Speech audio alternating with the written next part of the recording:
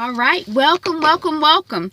Thanks for being here. Thanks for subscribing, liking, sharing, commenting.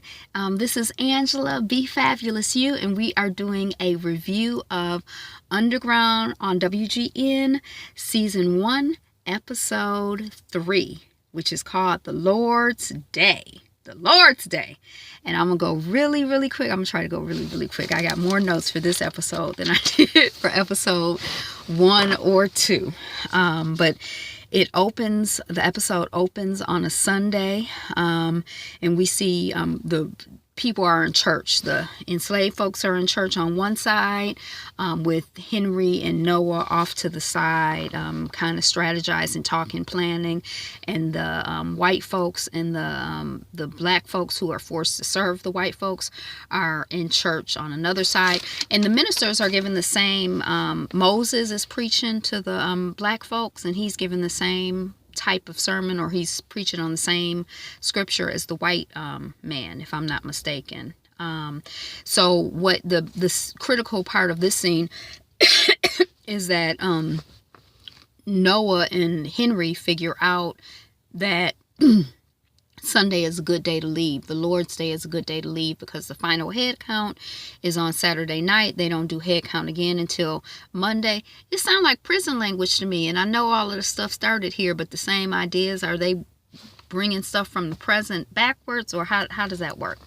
So the final head count, and then we have the opening song. So it's like that's the critical moment. A decision has been made that they leaving on Sunday, the Lord's Day. So we see, Noah and Sam in the workshop, where I think that Noah might be like he might work with metal, a metalsmith. There's a word for that, where the other guy, Sam, who is Ernestine's brother, is a carpenter. I don't have my name notes with me right now, so we're just gonna excuse me if I get some of these names twisted around.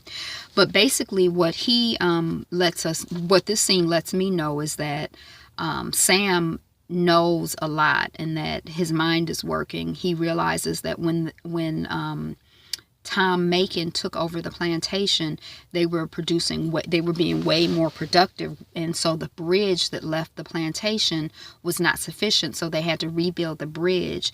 The same strategy beams or whatever that they used to build the bridge are the same beams that they have in the workshop. And so he realizes that if they can work something out with those beams in the workshop, they can practice, they can do dry runs there, then they can also get across that bridge. So they're trying to build harnesses or whatever they need to do to get across the bridge. So that's what we kind of realize in that scene. And then I'm just going to try to carry through to what's significant about this. Then the next time that we come to that scene, we hear Sam talking, and he's saying that she's weak, she's not strong, she ain't used to nothing. And the head monster in charge of the plantation, Mr. Tom Macon, comes in, and he like, "You talking to yourself?" And Sam is like, and the monster is like, "Well, that's cool. We all talk to ourselves. It means you got a good mind. I'm glad, I like being in here. Let me help you with this." He's working on the wagon wheel. The wagon wheel is part of when they were selling Seraphina. Seraphina is Zeke's wife, who had killed their baby boy who had just been born because she didn't want that baby boy to grow up. And what they were growing in, Zeke, when they were trying to take her away, he ran into the wagon. To stop it, he broke the wagon. So Sam is actually repairing a wagon wheel with that situation. And the head monster comes in and, is chit-chatting with them. And, "Oh, let me help you with it." And, Sam is like, okay. We can tell he's under stress. Basically, the reason that the head monster is in there is to suggest, although I don't know why he's suggesting, that Sam take his little brother Henry on. Is his little brother Henry? That Sam take his little brother, I can't remember his name, on as an apprentice, because we know that a couple episodes ago, or last episode, Ernestine has negotiated, using her body as a negotiation tool, that her youngest son would not go out into the fields, but that he would go and work in the workshop with Sam. And so that's the reason why Tom Macon is hanging around chit-chatting. I don't know why. I guess he's trying to be the nice guy. I don't know why I don't just do whatever he want to do, because that's what he's going to do anyway. But meanwhile, while Tom Macon is chit-chatting, Noah is up in the rafters. I don't know if that's the proper term, but he's hanging from those beams up high, practicing, trying to see if the harness will hold. And that's what they were doing when Tom Macon came in. They were practicing that and working on that. And at one point, the gun almost falls, and it's like an action-adventure movie. And, he catches the gun. We don't know if he's going to fall out of the sky. Sam is stressed out. When Tom Macon leaves, he throws up, and they're like, well, we know the harness works, we know that our system works, so they got this system of hooks that they're going to use to get under the bridge, to go to get to freedom, so that they won't be detected. What's next? Sugarcane. Okay, so we see that I see that Ernestine has a business making candy with molasses, and the chairman, TR, who is Tom Macon and Susanna Macon's son, and her youngest son, who I think his name is Henry. I'm not sure. I don't have my notes in front of me. I can't remember. But they are watching that candy. They want that candy, that candy, that candy, that candy. They want it to be made. She sells the candy to white folks for 3 cents a piece. She got a little hustle going. She got a business going. I love a woman with a business. So we see that. We see the Hawks coming back from Philadelphia. They run into Kyle, who is the constable in their neighborhood, who's just been promoted to marshal. He asks where they're coming from. They're saying, oh, we're coming from down south, but they're coming from Philadelphia. So they're kind of stressed out about it. They're in the wagon now, kind of reviewing what happened on the train. But that helps to establish for us that Elizabeth, or Bitsy, or Lizzie had a relationship with Kyle the constable. She had been engaged to him, and he still likes her. He's interested in her, and he's he's kind of low-key aggressive with his interest in her. But her husband, Hawks, is confident enough, or he don't really seem to be bothered by it. He notices it. He probably feels like he won the girl. He's a lawyer. This other guy is a law enforcement officer. So but we definitely get that information. We get the information that Kyle has been invited to the governor's ball, that the Hawks go every year. They get an invitation through his law firm to the governor's ball. It's an exclusive invitation. So that gets established there. Then the next time we see the Hawks, they're pulling up on their property, and some work is being done, and they've been out of town. So they like, what's going on? And the people are like, we're building your nursery. And I must stop on that because I want to tell you the man's name, because the one black man he comes back again. So I want to give his name. So we see that. Kyle and Bitsy governor's ball.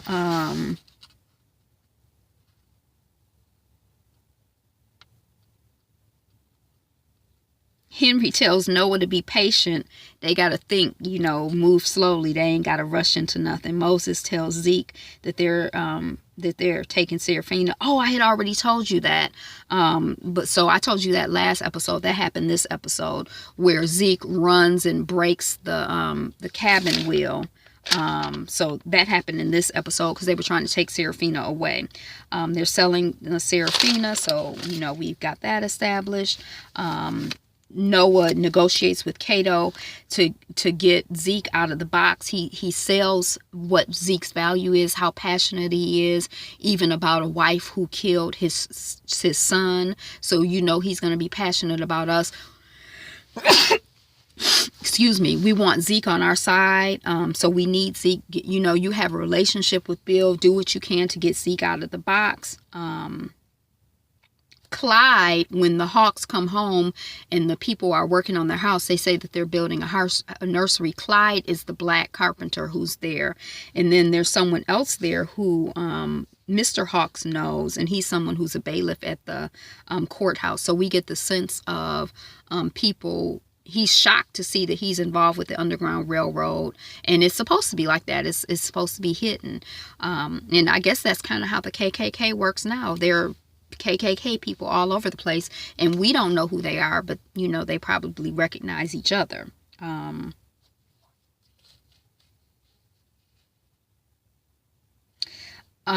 We see, I don't know if it's in this episode or the last episode, where the people come and ask Rosalie if she's coming, if she's going to run with us. What we need you to do is to get the master seal so that we got the papers, the freedom papers, but they're not going to hold water unless they have the master seal. So we need you to get the master seal. So Pearlie Mae is the one who gives her, no, her brother gives her that information. She tells her brother, I don't know if I'm cut out to run or not. I think I'm going to run. I'm still thinking about it. Her brother is like, well, you know, if you want to run, then this is what you got to do. You got to prove to us that, you know, you strong enough to do it. So go get the master seal. Meanwhile, Pearlie Mae comes. Pearlie Mae is Moses's wife and Boo's mother. She comes and kind of coaches Rosalie and tells her, you know, as long as the music is playing, Mrs. Macon, Susanna Macon is playing the piano. So as long as the music is playing, you cool, you know, you'll be able to get the seal. There's a scene earlier where Rosalie is in Tom's office when they're trying to broker the deal for Serafina. The people who had agreed to buy her are like, I don't know, she seemed like she got more issues than we thought. Plus, y'all done messed up our wagon. You know, my boss ain't gonna like this. And, you know, Tom is like, well, take this alcohol. We'll lower the price on her. Here's my seal. Let's seal this deal. So she had been in the room, Rosalie, and had knew where the seal was, how the seal worked. So she has the assignment of going to get the seal while the music is playing. She's trying to get the seal. She goes, it's kind of stressful. The music stops while she's in the office by herself, and then the music restarts, and she finds the wax on the floor. She's got the seal. She goes out. There's a scene in the governor's ball where we see Kyle and Elizabeth, you know, trying to get at not Kyle and Elizabeth. We see Kyle talking to the governor, or, you know, something, and the Hawks are trying to get upstairs, and Kyle is kind of the blockage. And so Elizabeth is like, you know, has this plan, or she and her husband had this plan. Remember in, you know, California or wherever, when I did that thing, and her husband is like, girl, this ain't that kind of party. She like, every party is this type of party. So she goes and she gets the women dancing, and, you know, to try to distract the men. And, you know, it works a little bit, but she has to take it to the next level. So she gets up on the piano and starts, you know, flipping her skirt around and stuff. And Kyle, you know, he's smelling her. He come out to see what's going on. So it works. They're able to get the information. And he had said when Hawks came home and saw Clyde, the carpenter, working on the black carpenter, he had said he had a connection at the governor's ball. Could they use some information? And people said yes.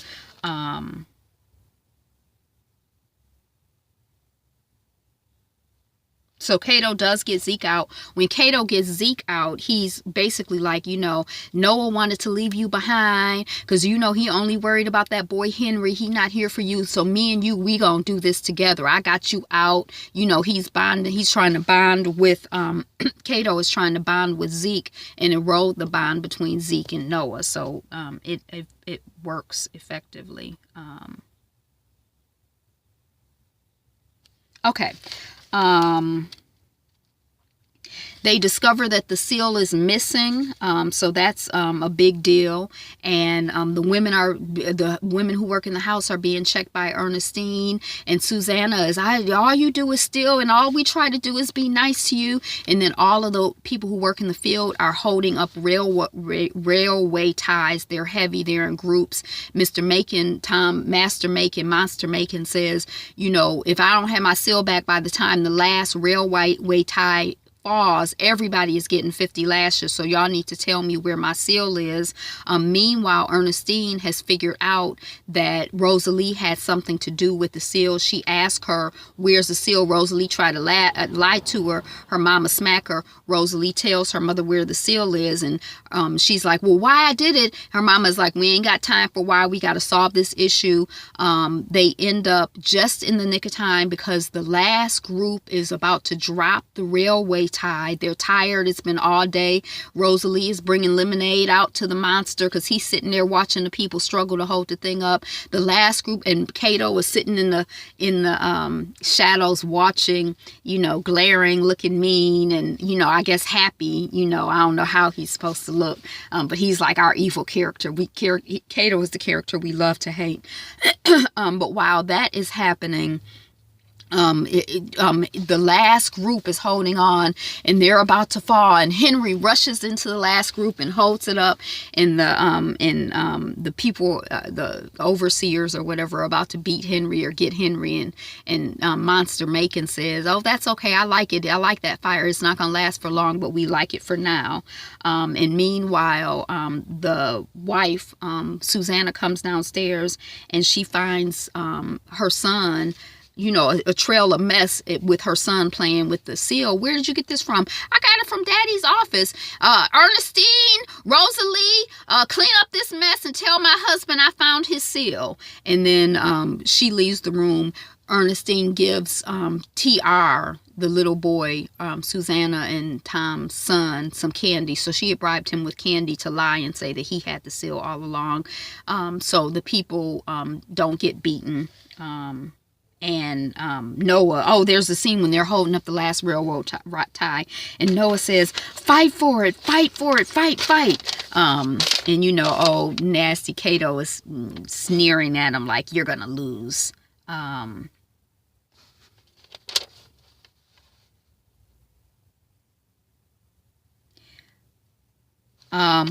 We're at the Hawks house, and it's evidence that after the party, after she danced on the piano and they got the information from the governor, they done just had wild sex. His clothes all over the floor. Somebody's knocking at the door. They come.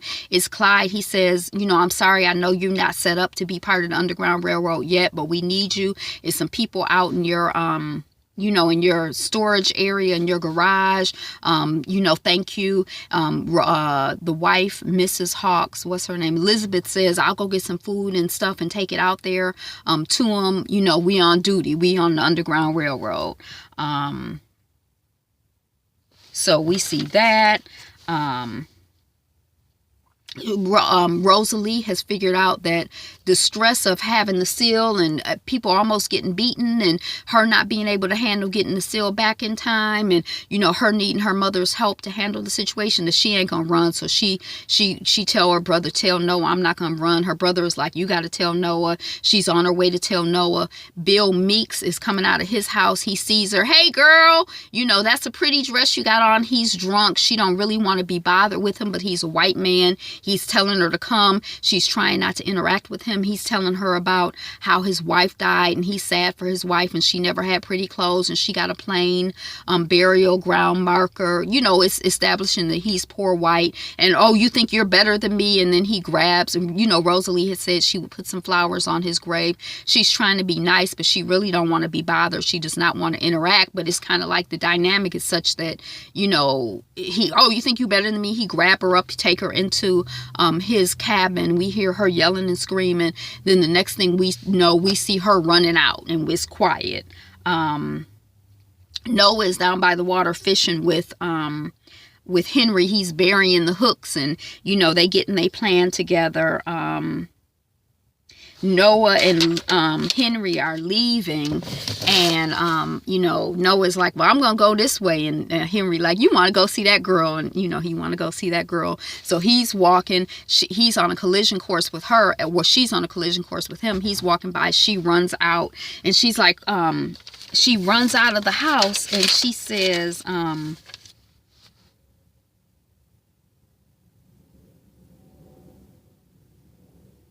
okay, I don't know where that is. She says something. Oh, shoot, I got a whole nother page. Oh, my gosh, it's 19 minutes.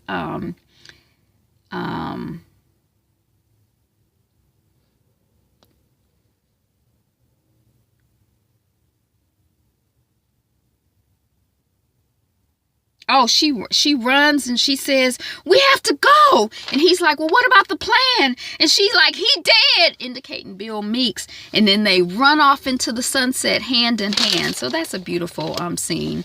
Liz is taking a basket of blankets and food. Elizabeth Hawks on the Ohio River is taking who's new to the Underground Railroad, is taking a basket of food and blankets out to the garage where, you know, all the stations in her town are full. So they've had to come to the Underground Railroad early before they're even ready. So she's taking a basket of food out, and she finds her husband with a knife to his throat at the hand of a black man, and that's where that episode ends. And we also see Tom right before that scene. We see Tom, you know, the people who bought Serafina. He's escorting them off the property, over the bridge and everything. We see that Noah and Rosalie are in the little hutch of the wagon. So they're riding off. So the plan has just been shot to shit. Ain't no plan. It's just Rosalie and Noah on the run. The rest of the people that were supposed to be going with them, they still at the plantation. They don't know what's going on. We think she done killed the man. So that's episode 3, Underground WGN, called, what is it called? The Lord's Day. Thank you for watching, and thank you again for subscribing, like, and sharing. And I did get better. It's only 21 minutes, so next time we're going to be a little more organized. That's the plan. Have a fabulous, wonderful day. Be you. Be fabulous. Be fabulous you. Mwah.